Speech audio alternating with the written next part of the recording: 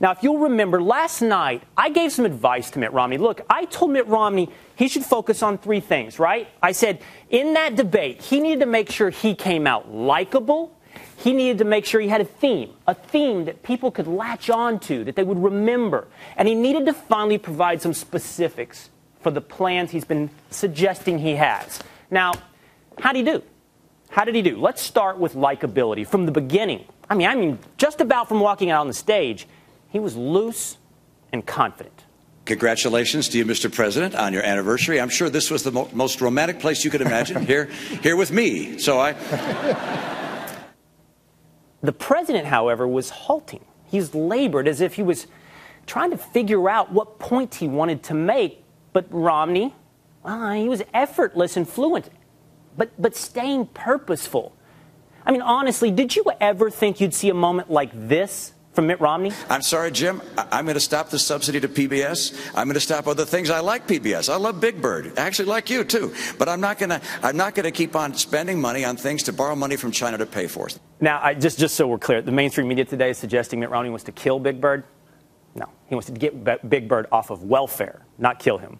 So, look, I suggested that Romney adopt a theme last night, right? Something that everyone can take home, they'll identify with, and they'll remember. I suggested that he talk about a turnaround, that he call himself a turnaround artist. He talk about his turnaround at the Salt Lake City Olympics in Massachusetts, at Bain Capital. Look, Mitt Romney kind of did that. He referred to President Obama's government style as trickle-down government. Pretty cute. I mean, that's a play on trickle-down economics, right? This is the idea that Obama wants to see everything flow from the government. Wealth, control, regulation, trickle-down. There was a story he told last night where he said a young mother came up to him and told her about her struggles, her hard time in the economy, and she said, "Can you help us?" And he said, "Yeah, I can help you, but we need to take a different path."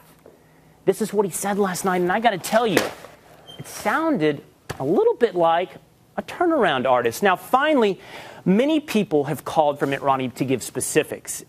In fact, last night, President Obama pointed out that Romney hasn't done just that.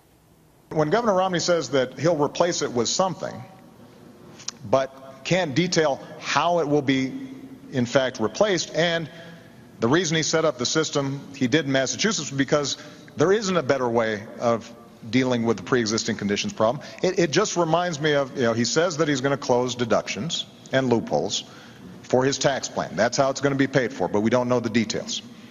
He says that he's going to replace Dodd-Frank, Wall Street reform, but we don't know exactly which ones. He won't tell us. He now says he's going to replace Obamacare and assure that all the good things that are in it are going to be in there and you don't have to worry.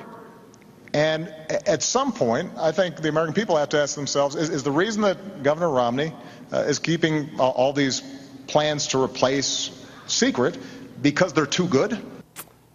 That's fair. Honestly, I'm going to tell you something. That's fair. Mitt Romney still has not given specifics on his tax proposal. He hasn't told us what deductions and loopholes and tax expenditures he wants to do away with. And he hasn't really told us, beyond defunding PBS and Big Bird, how he's going to close the deficit. But he did get into specifics by going after President Obama's record, which is now a 4-year record.